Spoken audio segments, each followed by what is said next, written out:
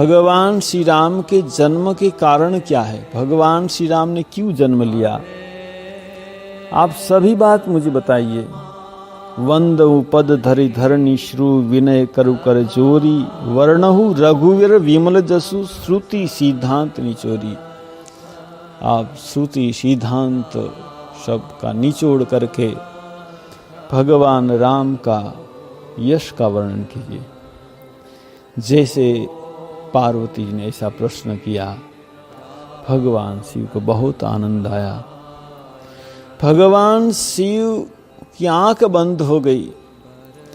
हरहि रामचरित सब आए।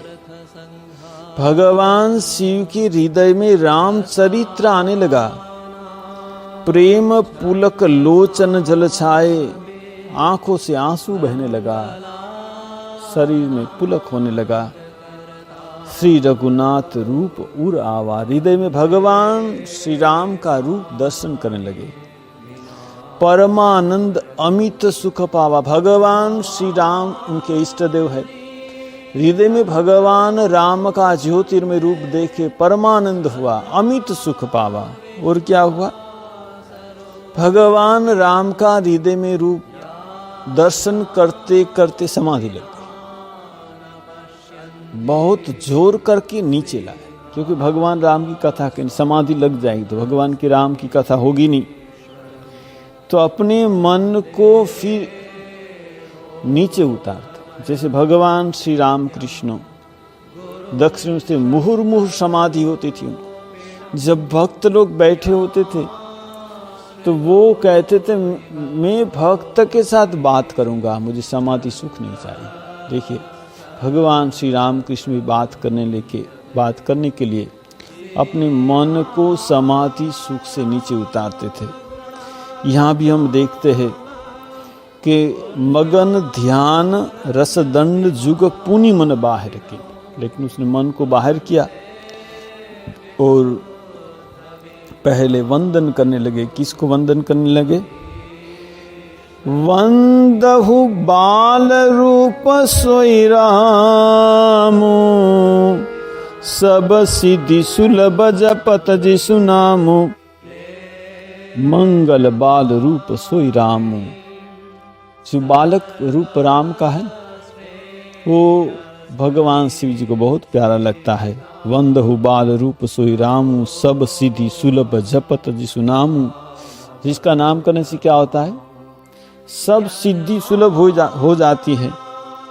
बाद में भगवान शिव जी कहते, मंगल भवन अमंगल हारी, द्रवु सो दशरथ अजिर बिहारी।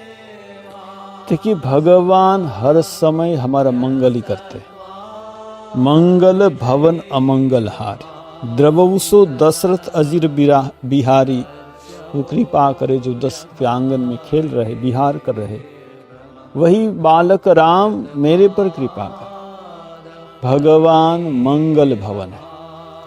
देखिए, हम भगवान के पास बहुत कुछ मांगते हैं, भगवान हमको वही देंगे जिसमें हमारा मंगल हो। तो यहाँ भगवान शिव जी पार्वती को कहते हैं कि तुमने जो राम कथा मुझे पूछी ना, धन्य धन्य गिरिराज कुमारी, तुम समान नहीं को उपकार। तुम धन्य हो गिरिराज कुमारी। देखिए, गिरिराज पर्वत से क्या होता है? नदी निकलती है। ये राम कथा भी वहां से निकलती है। कहते धन्य धन्य गिरिराज कुमारी, तुम समान नहीं को उपकारी। तुमने जो राम कथा पूछी ना, उससे क्या होगा? पूछे वो रघुपति कथा प्रसंगा, सकल लोक जग पावनी गंगा।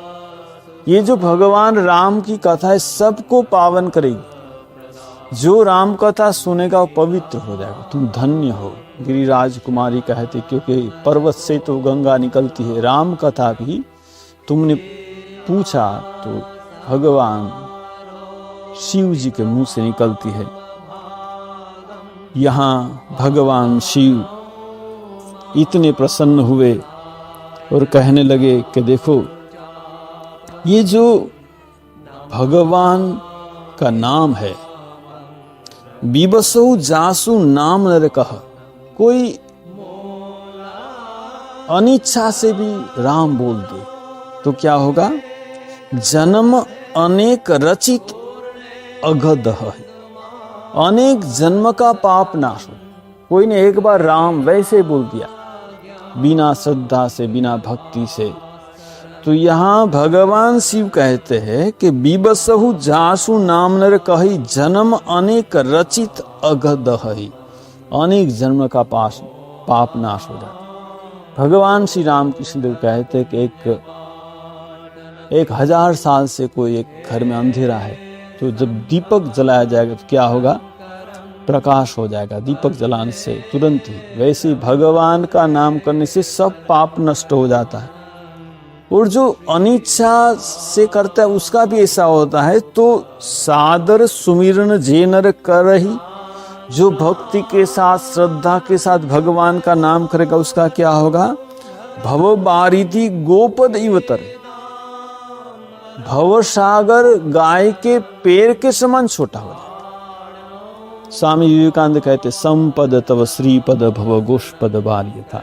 भगवान का चरण कमल को जो हम अपनी संपत्ति मानकर उसको ग्रहण करेंगे तो क्या होगा? भव गोष्पद वाली, विशाल भवसर गाय के पैर के समान हो जाएगा। भगवान यहाँ कहते हैं कि देखो काशी में जो मरता है ना, मैं उसको राम नाम सुना तो उसकी मुक्ति हो जाती है।